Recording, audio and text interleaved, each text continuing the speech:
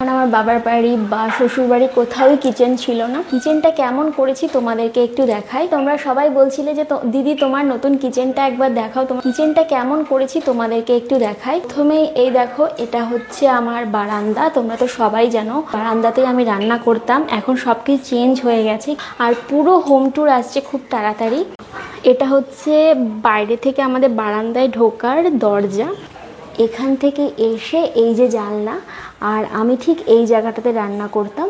তোমরা সবাই জানো এখান থেকে ঠিক বাইরেটা এরকম দেখা যেত, কিন্তু এখানে রান্না করতে করতে খুবই অসুবিধা হচ্ছিল, পুরো দেয়ালটা নোংরা হয়ে গেছিলো। ভাবলাম যে একটা ছোট কিচেনের ব্যবস্থা করা যাক, তবে ওপেন কিচেন। এই যে এদিকে সব আলমারিটা আগেই ছিল কৌটো টৌটো রাখার জন্য। এখানে এই যে বেসিন করেছি মুখটুক ধোয়ার জন্য, ছোটোখাটো থালা বাসন ধোয়ার জন্য।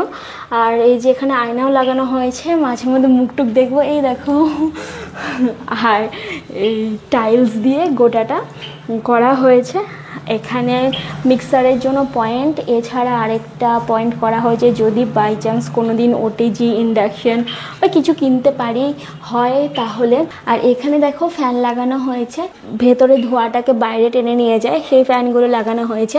কোনো কিচেন চিমনি লাগানো হয়নি, তার কারণ পয়সা নেই, প্রচুর পয়সা খরচা হয়ে গেছে। আর আমাদের ভিউজ তো তোমরা জানোই, অতটাও সামর্থ্য নেই। আর মার্বেল করতে অনেক পয়সা লেগে গেছে। বারান্দাটা আমরা গোটাটাই নিচে মার্বেল করেছি। আর হচ্ছে এই দেয়ালে এরকম অর্ধেকটা করে টাইলস করেছি। আর এদিকে কিচেনটা, আর যে এখানে আমার সেই থালা বাসন রাখার আগে র্যাকটা ছিল, সেই র্যাকটাই লাগিয়ে দিয়েছি। আর এই যে এখানে হচ্ছে আমার রান্নার জায়গা, ওই স্ট্যান্ডটা দিয়ে আমি হচ্ছে যখন ফোনে ভিডিও করি তখন রেসিপি করি। নিচটা এখনো করা হয়নি, নিচে মডেলার কিচেনের মতন র্যাক করার ইচ্ছে আছে, কিন্তু খরচ প্রায় 50-60 হাজার টাকা পড়বে বললো, তার জন্য এখন আর পয়সার জন্য করতে পারলাম না। কেমন হয়েছে ছোটোর মধ্যে কিচেনটা তোমরা জানাও। আর সত্যি কথা বলতে কখনো এর আগে কিচেনের কোনো এক্সপিরিয়েন্স নেই আমার, তার কারণ আমার বাবার বাড়ি বা শ্বশুর বাড়ি কোথাও কিচেন ছিল না।